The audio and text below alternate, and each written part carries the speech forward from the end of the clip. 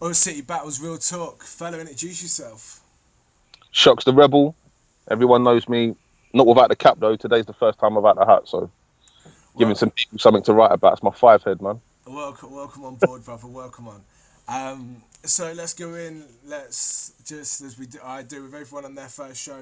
If you can just tell the people how you got into music first and battling afterwards. Music I've been doing for years, like years and years. I asked my mum and dad for a guitar for my birthday when I was about 10.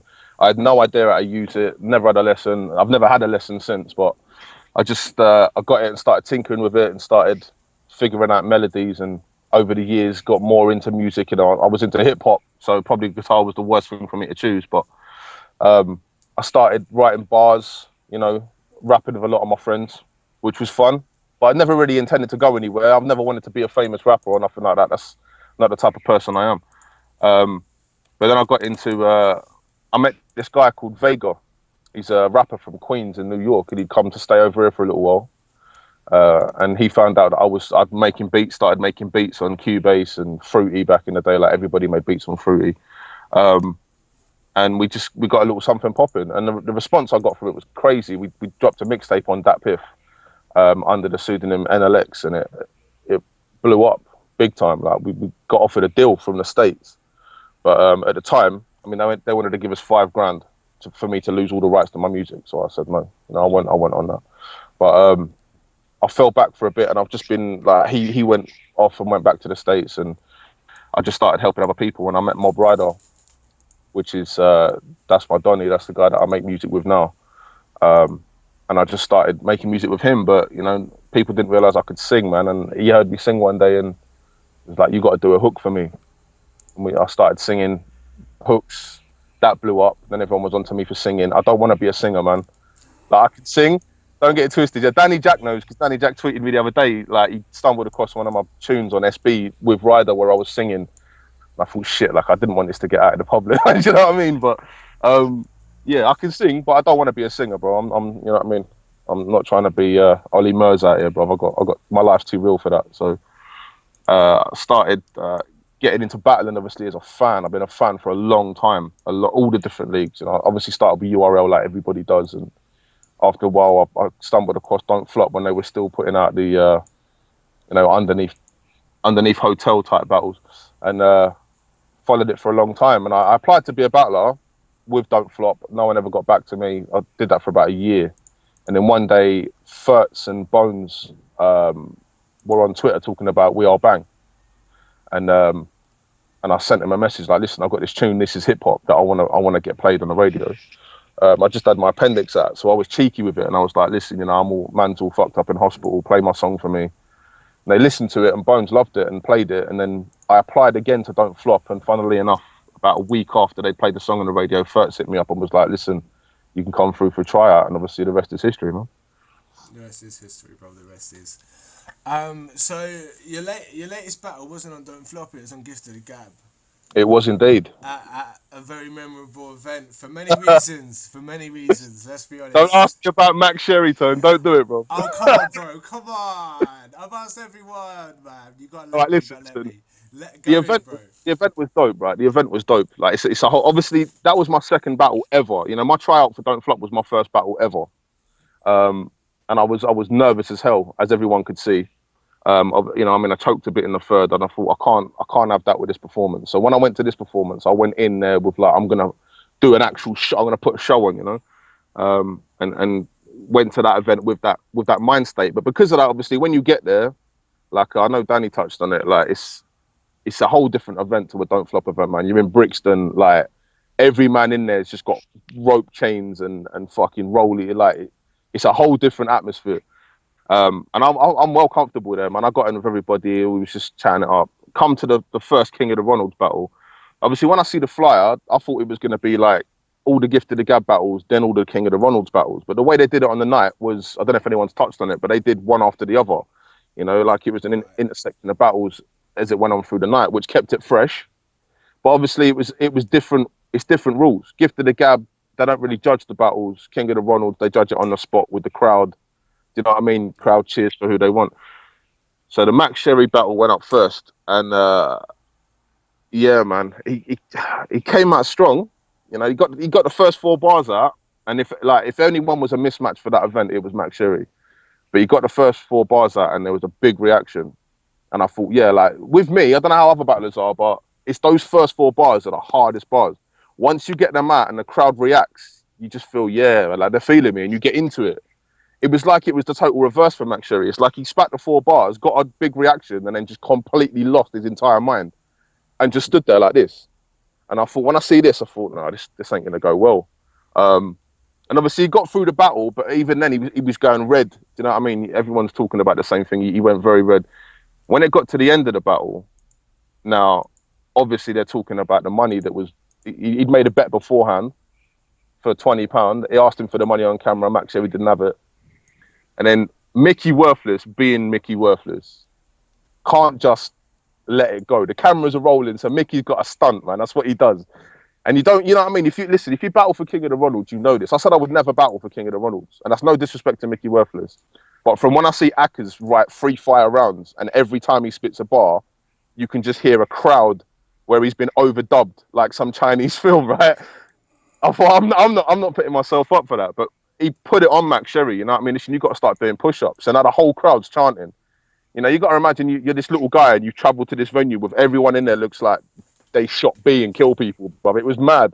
And he's just stood there on his own, and they were putting it on him. Everyone's chanting now, do the push-ups. And like, he actually thought about doing it, but I felt bad for him.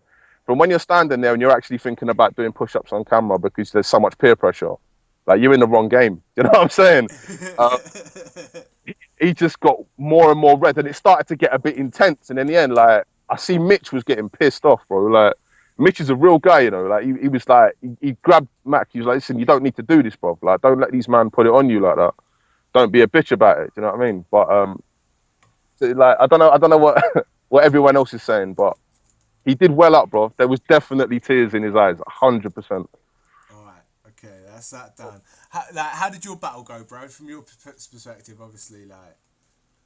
Bro, listen, I'm gonna be 100% real. I went in there, like, I wrote differently, yeah. Where it's not like with Don't Flop, I wouldn't come in there and spit gun bars, yeah. Like, I just don't, like, that's Shox's thing, yeah. But he gets bare hate for it, and he works in a call center, so don't talk about guns, right? But he gets bare hate for that, you know. So I come in, I try and be a bit clever when I'm writing for Don't Flop. When it comes to this Gift of the Gab battle, I'm watching their battles as research, and every other bar is just, I'm gonna split your wig. Do you know what I'm saying? I got the stick, I got the skeng. You're all dead. Your family's getting cut up. And I thought, all right, I want to meet him. I don't want to go there and have a complete mismatch. Do you know what I mean? So I wrote just some really in-your-face bars. And when it come to the battle, Snoop, we're all standing outside, and everyone's come through. Willsy's there, Soul Jitsu, Tally come through to give me the high-rise T-shirt because obviously at this time it wasn't officially announced. You know what I mean? Flex travelled all the way down to come watch me. So everyone's out the back. They're all chatting. Mitch is there. We're getting to know each other. It's the first time I've met half of these guys. And I'm laughing, bro. I feel calm. And then Snoop comes out and he's like, listen, I want you and Caps to go on first because I want to start strong. I was thinking, shit, man, I don't want to go on first. Like, the first Gift of the Gab battle, I don't want to go on first. But I thought, all right, listen, front it. I was like, yeah, man, yeah, I got you. And then I just sort of went a bit introverted then and was just pacing up and down. Like, Locksmith come out and see me. And he was like, look, I see you're pacing, man. I know what that means. I was like, no, I've got it.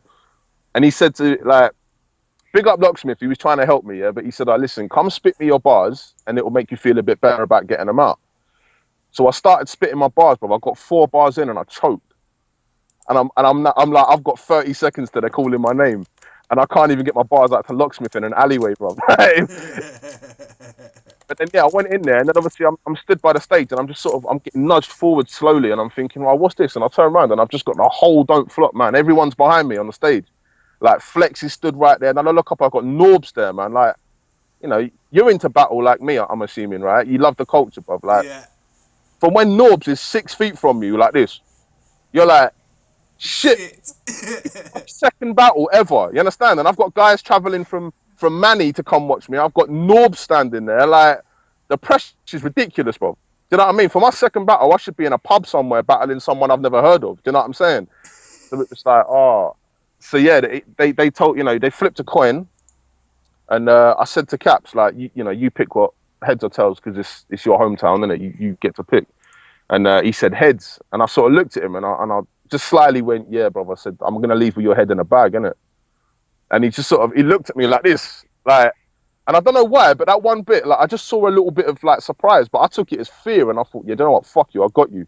And then anyway, he chose me to go first, and I said, you don't want to do that, and he's like, no, man, go first, and I just come out the gate swinging, bro. Like, it was a battle. From when I dropped the first 4 bars, the reaction, from what I remember, I mean, I've got to see the battle back because I'm hitting up Snoop every day, like beatboxing down the phone, like, where's the trailer? Do you know what I mean? Trying to get him to push the vid out. But from what I remember, that the first 4 bars, the reaction I got from the first 4 bars, I almost couldn't get the bars out after because it took so long for the crowd to be quiet before I could spit again. And they was all like, right, this white boy got bars, like, do you know what I mean? And it went off, man. But Caps really brought it, bro. Like, I wasn't expecting him to be as when you watch. If you watch this battle when it drops and then you watch his other battles after that he did first, like, he didn't come anywhere near as hard in them battles as he did with me. And I appreciate that. I felt like it was an evenly matched battle, but it really went off. And obviously after the battle, you know, I've got Norbs taking photos of me, like, I fucks with you. And he's following me on Twitter and tweeting me, like, let's do business. And I'm like, bro, like, fucking hell, man.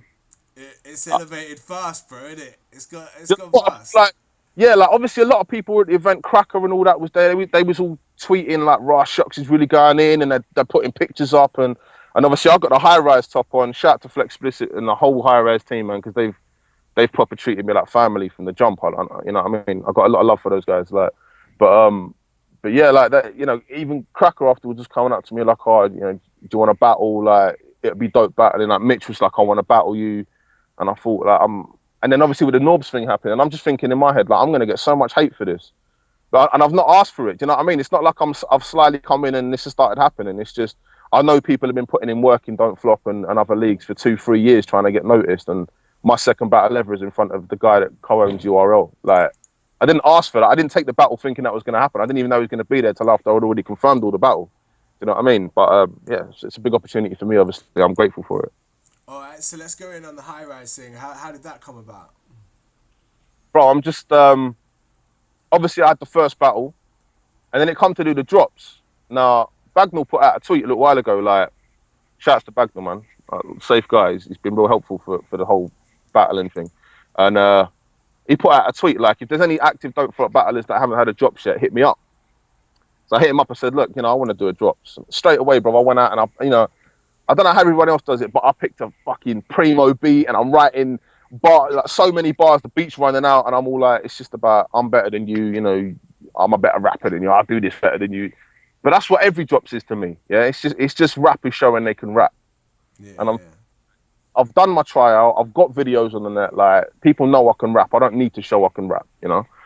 So I'm sitting in a car one day with my boy Jed Roberts, like, shout out Jed, that's the director that does my videos and that. And we're going through beats, and I just found this beat that I used in the drops, and it was like, it's not sort of beat I'd normally go for. It's a bit too commercial. Like, when you go on YouTube and you type in free hip hop beats, yeah, they're the type of beats you get normally. I don't touch them.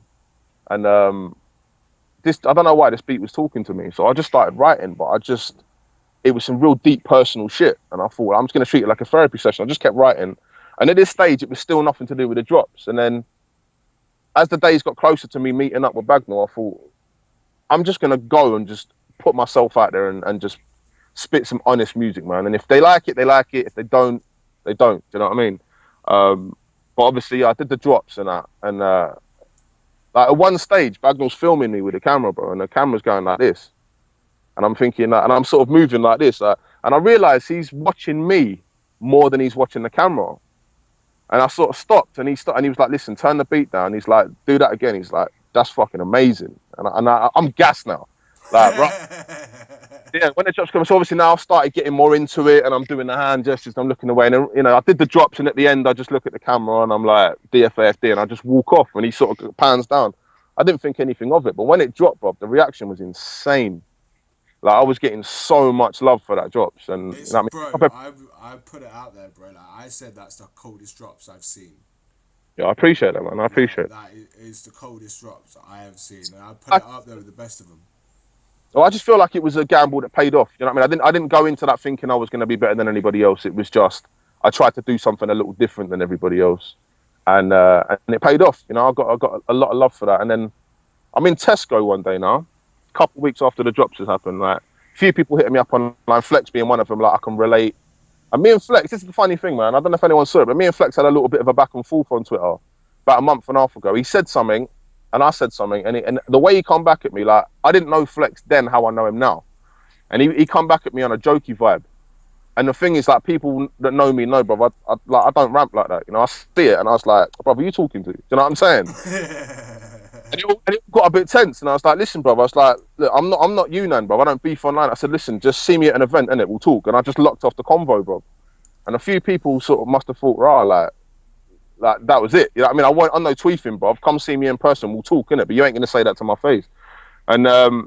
And he hit me back up later that night. Like, again, respect to Flex for that. He hit me back up and he's like, listen, bro, it ain't about that. You know, I've been watching some of your stuff, bro, and you got real talent. Like, I was just playing, like, you know what I mean? Don't take it so serious. So I thought, I appreciate that. So I said, look, I respect your business acumen. You know what I mean? I watched Flex as a businessman, and he's a businessman, bro. People see him as a ball breaker, yeah? But if you don't work with a guy, then you see him as a ball breaker because he's busting your balls to get his team noticed, yeah? But if you're part of his umbrella, bro, like, he will fucking make sure people know who you are. Like, he puts in work for the people that he surrounds himself with. And so yeah, that's all out the way now. I'm forgetting about that. I'm sitting in Tesco, bro, having a Costa. Yeah, there's a Costa in the well in Tesco, and I'm sitting there with my missus just having a caramel latte like a fucking nonce, right? Drinking this coffee, and I get a DM from Flex. And I look at it and it just says, "What's your number?" I thought, I wonder what this is about. So I sent him my number, man. And then I just get the phone call and that, answered it, and it was Flex, obviously, and he just said, "Look, man, this is the call to high rise." And me being me, I don't know how everyone else would have been with it, but I was like, just played it down a little. Like, oh yeah, like I said, look, I got my own thing going on, bro. Let me just go away and have a think about it. I don't know how everyone else works with Flex, but yeah, I was like, listen, I'm just gonna have a think about it, man. We'll talk about it later. And I just locked off the phone, and then yeah, I must have rung him that night, and we spoke for a bit, and I just said to him, like, I didn't want to be the weak link. Do you know what I mean? I always said going into these leagues, and if I was gonna affiliate myself with any type of clique, it was gonna be high rise, yeah. But I have got my own thing going on, and you know, like I've said a few times, but my life is crazy busy. You know, you've been trying to get hold of me on this. 5 weeks, bro. We've been going there trying to get this down, but we got it. My life is real, bro. To the point that I'm now doing the interview in the back of a car. Like, there's no chill time. I don't get chill time, right? And I just said to him, look, you know, I want to be affiliated with High Rise, but I don't want to be the weak link. I don't want you hollering me saying, look, we got a cypher this weekend, and I'm like, bro, I can't. You know what I'm saying? I've got too many things going on, and I can't. But the way he explained it was like, High Rise is more of a state of mind than it is a collective group. Like, you know, it's like-minded spitters that have all got skill, and he's like, and if we do a cypher, whatever, when you can be part of that, you be part of that. And if you've got your kids that weekend, you have your kids. Like, there's no, you know what I'm saying? It's not like a record label, man. I think people misunderstand what High Rise really is. But yeah, and I said, all right, yeah, I'm up for it, bro. I'm up for it. And then next thing I know, bro, it was like, I get to the battle, Tally's there. You know, man's turned up with a wound, and he's got the T-shirt for me, brand new T-shirt. So I put that on for the battle, and yeah, man, the rest is history. The man turn up. Yeah. I've been chatting to Flex every day. Like, we've been chatting and sending tunes back and forth. He sent me a couple tunes for this Barcode mixtape. Obviously, I'm going to be getting some spots on that, which is dope. I can't wait for it. He keeps, because I speak to Flex a lot, as you know, most probably know, bro. Like, yeah. Flex kick it. He keeps on gassing me about it, and then he doesn't give me any sneak peeks, and it's like, you know what I mean. But let's move on. Let's go on to the 6th birthday, man. Let's get this chumming through this card and see what you got to say. Right. Day one, first matchup, Pamphlet versus Calcium Kid. Boy, do you know what? Listen, bro, that battle to me, I don't know how everyone else feels, but that battle to me has got the potential to either be an absolute classic or a complete car crash. I think both of them on their A game are hilarious, bro. Calcium Kid is crazy. Every time I watch him battle, like every time I watch him spitting bars in, you know, that freestyle they put up a little while ago, like from the vault where he was in the doorway, and he's crazy, man. But he has me creasing. But I don't know, it's a hard one. I've watched more Pamphlet battling than I ever have Calcium Kid. So purely on the strength of what I know, I'm going to go with Pamphlet for that one. All right, cool. Mr. Ree versus Lotta Zay. Firstly, I don't get the hate that Mr. Ree's getting for this matchup. Yeah, it's not like It's not like he bowled in the office and was, you know what I mean, put a stick to man and was like, you best give me an international. Like, you know, the staff chose this battle for a reason. Now, if Mr. Reed couldn't hang with Lottie, he wouldn't have got the battle. That's it. Don't Flop aren't in a habit of purposely on one of the biggest events ever setting up a shit battle. Yeah. So I know it's going to be a banging battle. But here's my issue, right? Mr. Reed's dope. Yeah. He is. I do feel that when he got to the battle with Bam, everyone was thinking he was going to show Bam up, and Bam schooled him so hard on why you don't take vets lightly, right? This battle, I don't know. I'm going to give it to Mr. Reed, right? Because if he comes on his A game, he's going to be very, very good. And I feel that he's got a lot to prove. Knowing the way people feel, I think he's going to step on that stage, not wanting to give a mediocre performance. He's going to come hard.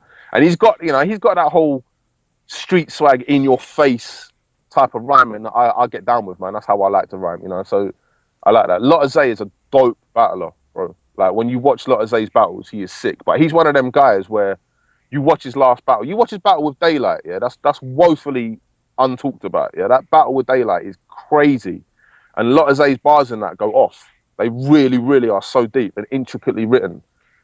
But then, like, you watch his next battle, expecting that level of rhyming, and he's whack. And it does my head in. I don't get that. If you're dope, be dope, innit? Don't... Do you know what I'm saying? Don't only be dope when your opponent's dope. Like, that's the way that I've been in this battling thing is I will not write. Like, if they give me, like, a tryout tomorrow, and then the next day I get, like, Charlie Clips, yeah? I'm not going to write harder for Charlie Clips. I write hard, that's it. Yeah, I write hard. You know what I'm saying?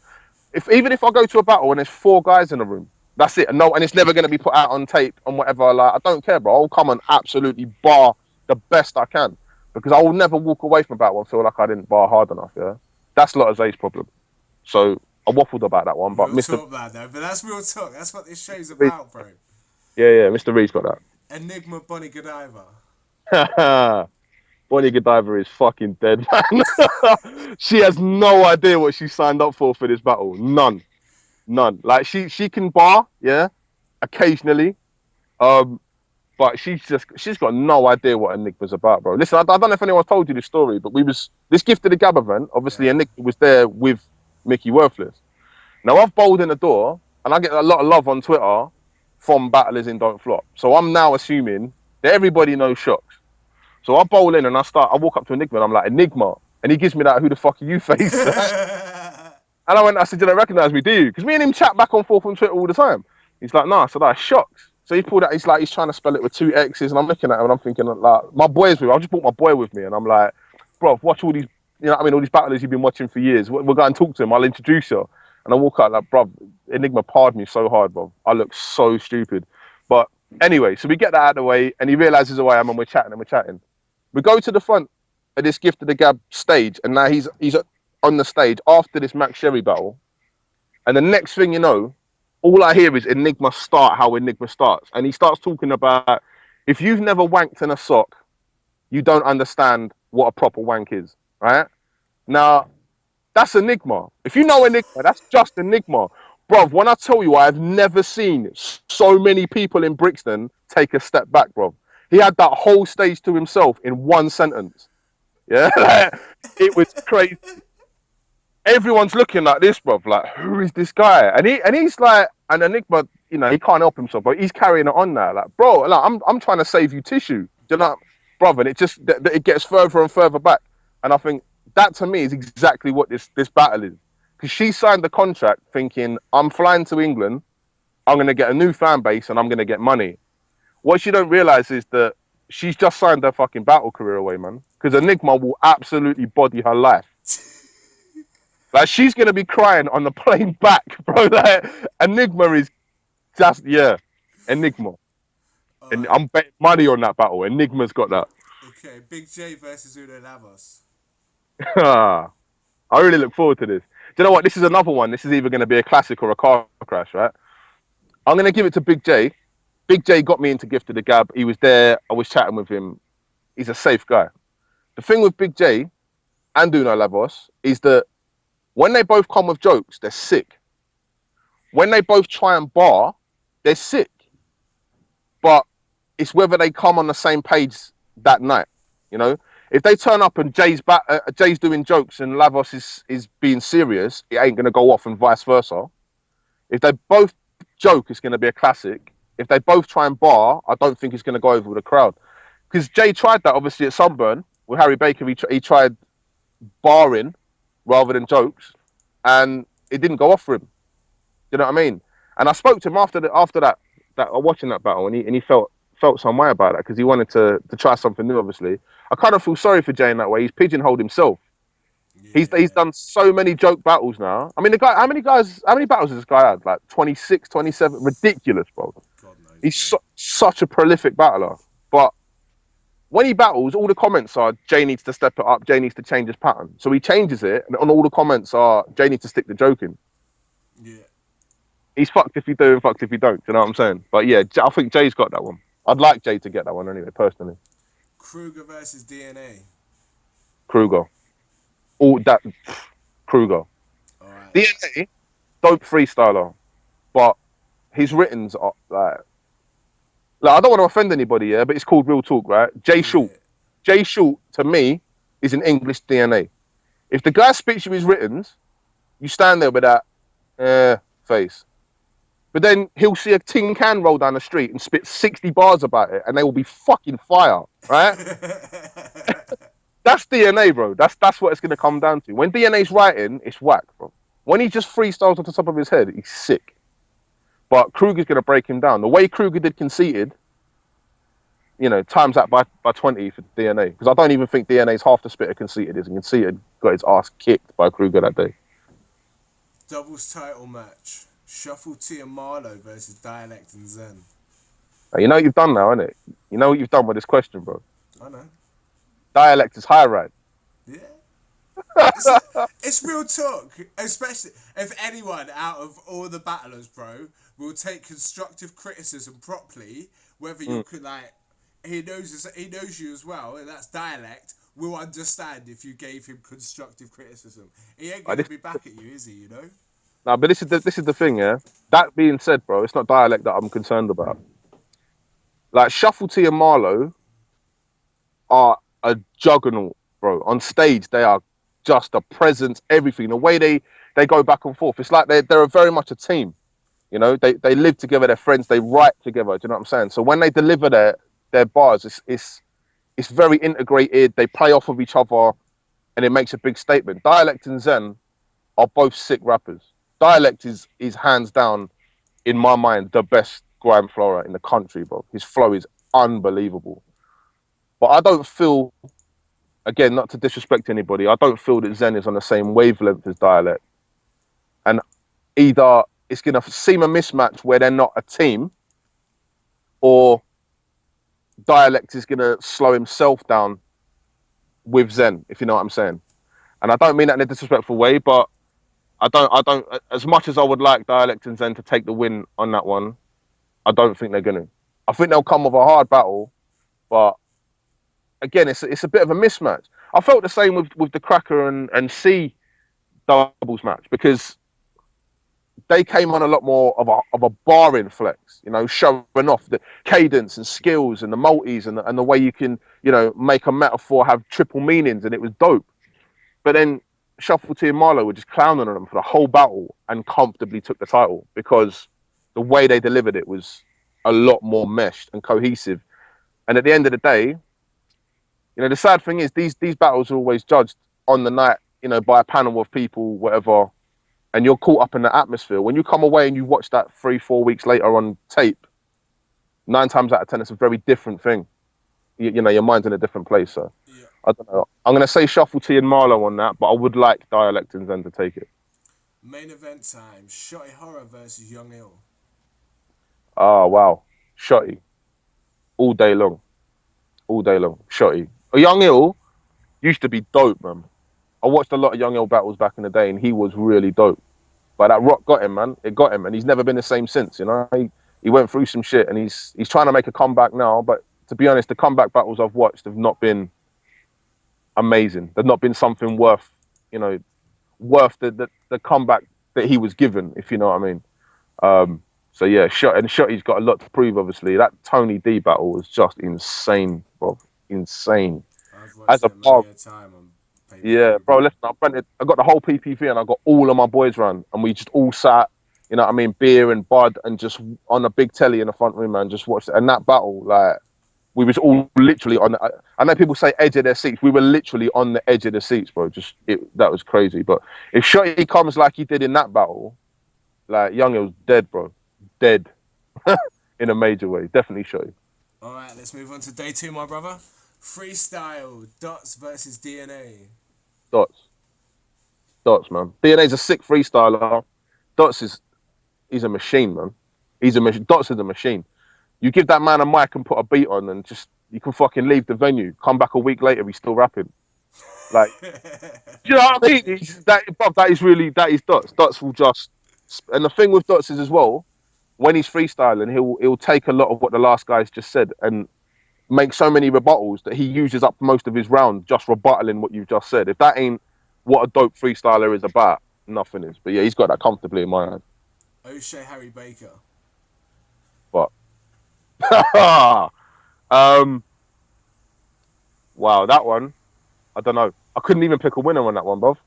I think the only thing that's going to go against that battle is Harry Baker's not going to be used to that type of platform.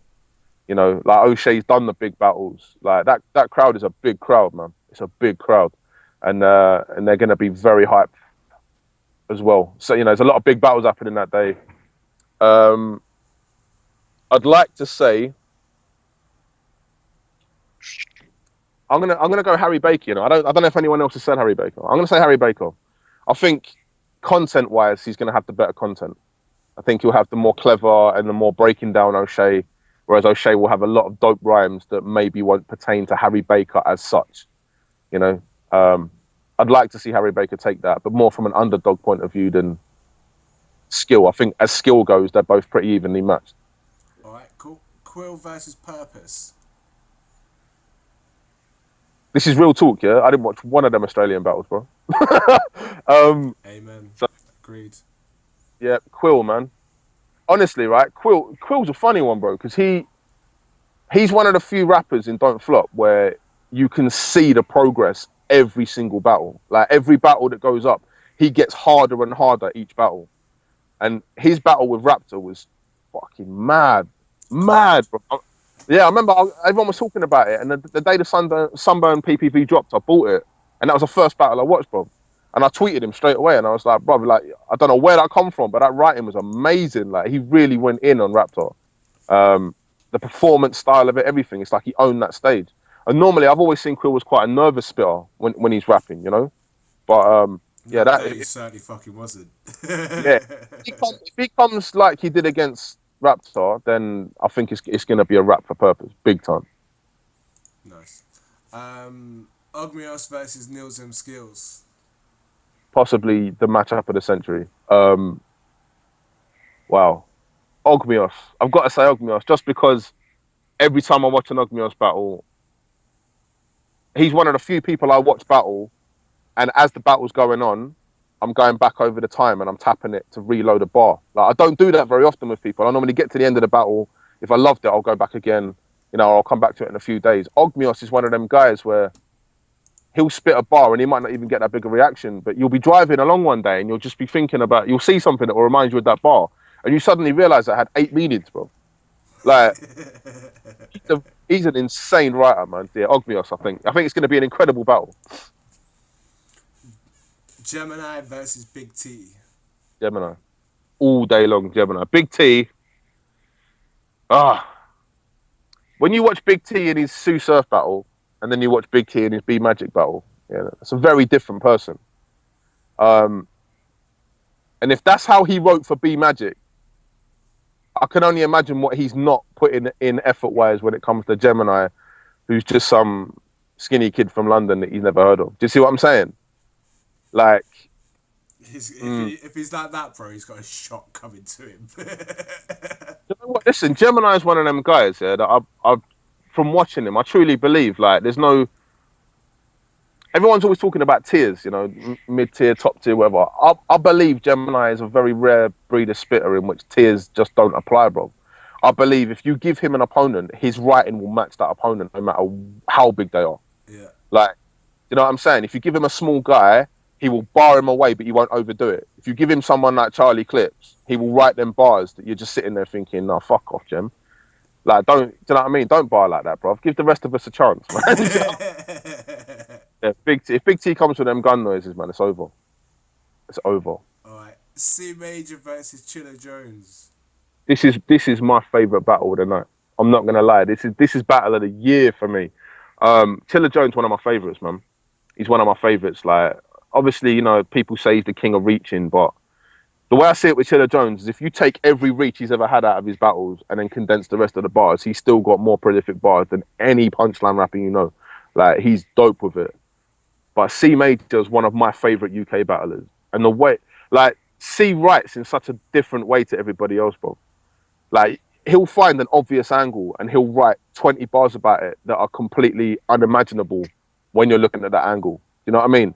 That's what I like about him as a battler. And I think Chilla's gonna underestimate C and C's gonna overdo it because it's Chilla. And I think collectively that'll make for an amazing clash. But so I think C's got that. If I'm honest, I think C's got that in a surprising way. I think a lot of people are gonna have their money on Chilla and it's gonna be an upset on the night. Main event day 2, title match time. Tony D versus Yunnan.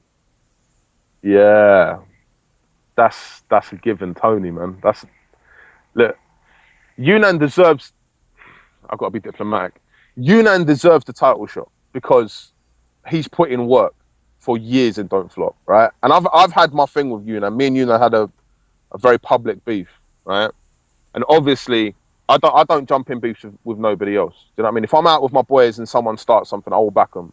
But like, just because I'm part of High Rise now, I'm not going to start beefing with Yunnan because Flex does. Yeah, that's Flex's thing. Let him do what he's doing. But Yunnan, all beef aside, as a rapper, bro, he can fucking rap, man. Like, he's a beast. Yeah, like the whole monstrosity thing, he can really rap. He does deserve the title match. Will he beat Tony? There's not a hope in hell. There's not, because Yunnan can't. He's a dope rhymer, but he cannot be dope and personal. That's one thing I've noticed about Yunnan. He does them personal bars, but they're interspliced with the usual, I'm a fire-breathing American football that floats through metal. Like, it makes no sense, bro. It's dope when he rhymes it, but it doesn't pertain to his opponent, whereas Tony D is the king of breaking someone down. Like, if you give Tony an opponent, his every bar he spits is direct and about that person's flaws and, downfalls and pitfalls in their life or their career. He'll find that little thing that everyone overlooks and he'll make half a round out of it. And by the end of that half a round, even the person he's spitting against starts feeling some way to themselves. Like, yo, bro, I'm whack, Like, it's true. It's true. Even Shotty, look at the way Shotty come out with him was Shotty's first round in that Tony D battle was unbelievable. But even by the third round, you could see Shotty was starting to tail off because Tony's so calm, man. Like, Tony don't get vexed. Like, he'll just spit a calm bar in a calm way. But when you take in what he said, you're just thinking, after this battle, I'm just going to go and shoot myself because I can't ever go anywhere from here. Tony's just destroyed me. Like, and that's, yeah, the Yunnan battle, especially with what Yunnan's been doing. No one needs to talk about that because it's been done to death. But, yeah, the last week, Yunnan's just, I don't know why he would do that. He's just Seriously. helped putting the nails in, I believe, but I don't know. The thing with Tony, again, like, Tony ain't going to write a whole round about what Yunnan's just done. Tony's already got his bars, bro. Like, it will be a couple of lines, yeah, or it will be a rebuttal or whatever. But that one sentence is enough. The whole crowd, completely. Yeah, the whole crowd's gonna know. The whole place is gonna know. Yunnan's gonna know. You know what I mean? But I got a lot of respect for Yunnan if he steps up on that stage because there's been a lot of talk, obviously, about him pulling out of the battle. I think he'll go through with it, man, because he's got something to prove now. Do you know what I mean? And he has, but there's no chance of him taking the title. I think Tony's going to retire with the title unbeaten, and it's a big deal. That is a big deal, bro. But yeah, we've gone through the card. We've been going 40 minutes, my brother. Yeah, I talk a lot, bro. No, but you've done some real talking. I like that. Is there anything that we should be looking out for in the future? Obviously, you got the Gift of the Gab battle, but anything else that we should know about? Or No, do you know what? unfortunately, this is the part where I always want to talk and advertise what I've got going on. I've got a lot going on at the minute, but I can't really talk about any of it because none of it's public knowledge, and I don't want to piss the people off that I'm doing work with. You know what I'm saying? But yeah, there's a lot coming. I've got obviously this Gift of the Gab battle coming out. I've got next battle being lined up. There's a big card coming up that I'm going to be part of. Again, I can't talk about it yet. Is that but December? yeah. Okay. Just know that, Just while we're talking about it, I sort of half know some of it, so. right. Just know that when that goes on, bro, like I'm just gonna get a lot of hate, man. I'm gonna get a lot of hate, but it's not deserved, man. I was in, right place, right time. But yeah, I got a lot of that going. I got some. I've been working on some tunes. I went to my boy's studio the other day and I put 6 tunes down in about 4 hours, which is dope. Like I'm not one of them guys that writes in the studio. I like to just turn up with the song and just done. You know what I mean? Yeah, I've got a lot going on. Obviously, this high rise thing, I'm going to be getting a lot deeper into that in the coming months. I want to get.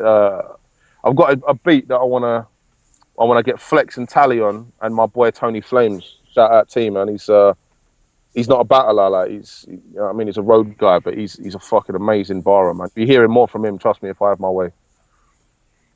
All right, bro, cool. Any shout outs? Except for the million you've done during the show anyway? Any others? Shouts out everyone that came through to Gift of the Gab. You know you are. I've shouted you all out already.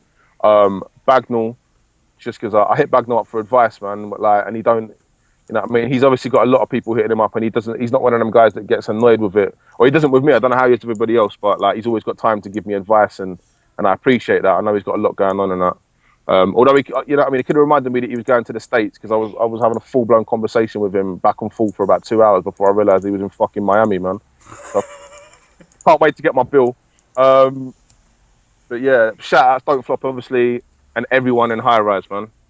HR all day, you know that. Wicked, bro. Wicked. I'm gonna have to do a quick run through for my event, as I do at the end of every show, just because that's what I do.